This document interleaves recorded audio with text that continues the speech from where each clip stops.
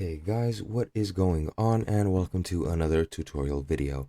In this video, what I will be telling you is how to fix any potential problems you are having with your Just Eat or order pad in your restaurant. So let's get right into it.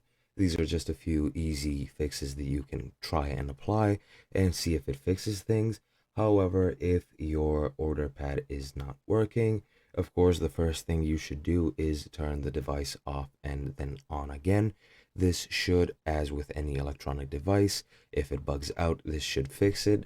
A lot of times, if you have the all-in-one device for the Just Eat pad, you will have a problem with the printer buffer being full, which means it can't print any more receipts. And what you want to do then is, of course, turn the device off and on again.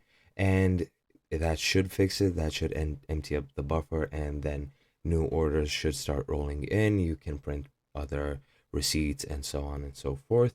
And that's one way to fix it. Another way to fix it is if the actual application is not working, if you're not getting any new orders, what you want to do first and foremost is, of course, turn the device off and on again.